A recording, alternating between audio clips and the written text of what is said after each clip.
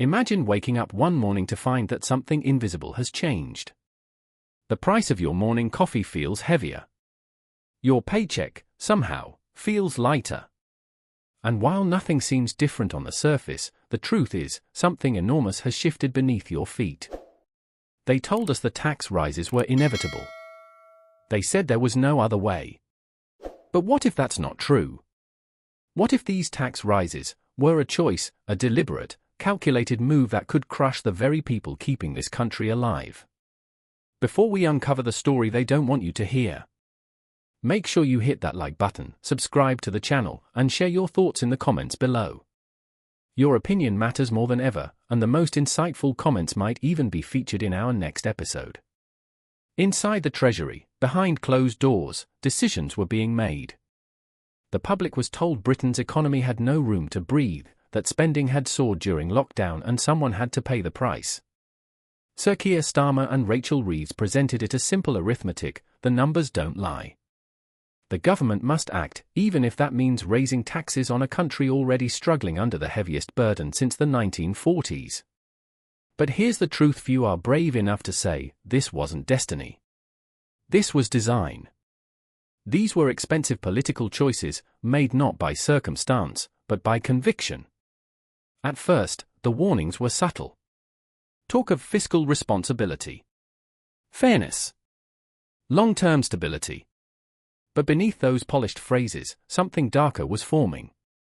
The middle class, the backbone of the country, began to feel the weight. Families who thought they were safe found their pay squeezed. Small businesses, once the pride of British resilience, began to fold under the pressure. The government claimed the increases were small, technical, almost invisible. But that's the trick, isn't it? A few freezes here, a threshold adjustment there, and suddenly millions are paying more without ever being told. The middle class wasn't asked for permission. They were volunteered. Across Britain, something began to change.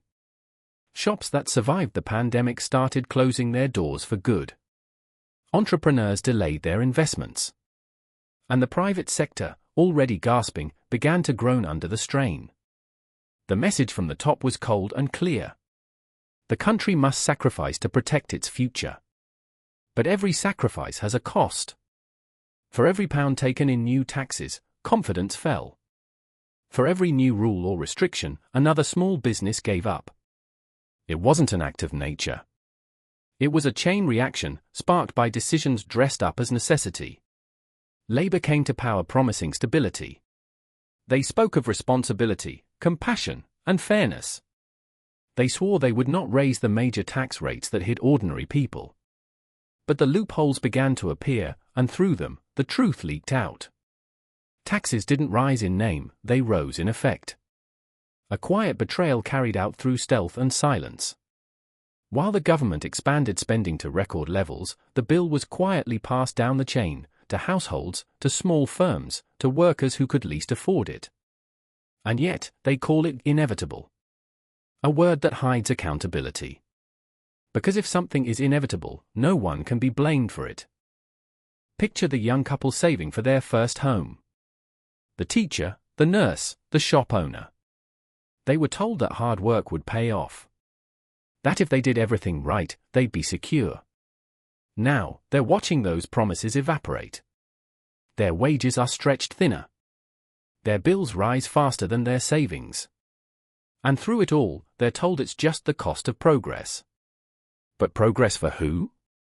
Because the truth is, Britain's middle class, the same people who drive its economy, who keep its wheels turning, are being quietly taxed into exhaustion. The government insists that spending must continue. That services need funding, that gaps need filling, that debts must be paid. But when you trace the numbers, you find the fingerprints of choice all over them. Decisions made to expand programs instead of reforming them.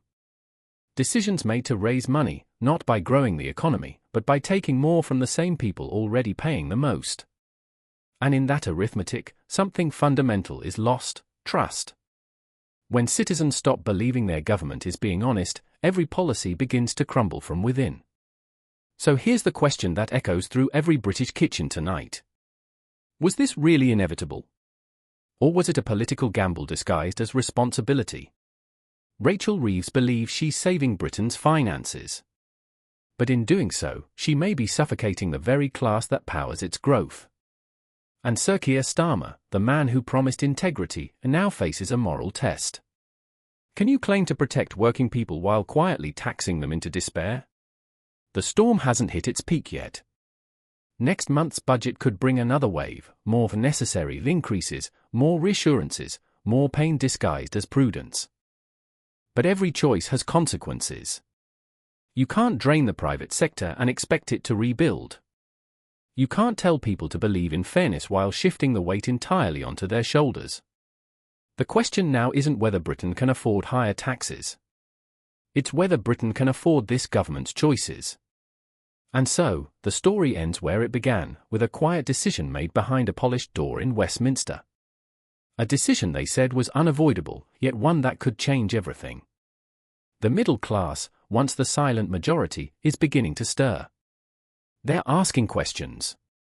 They're looking for answers. And when the next budget lands, they'll know exactly where to look. Because sometimes, what's called inevitable is simply what those in power want you to accept. If you believe Britain deserves better, don't stay silent. Like this video, subscribe, and share your thoughts below. Do you think these tax rises were necessary, or were they a political gamble gone wrong? The truth isn't just in the numbers, it's in your voice. And your voice might just change the story.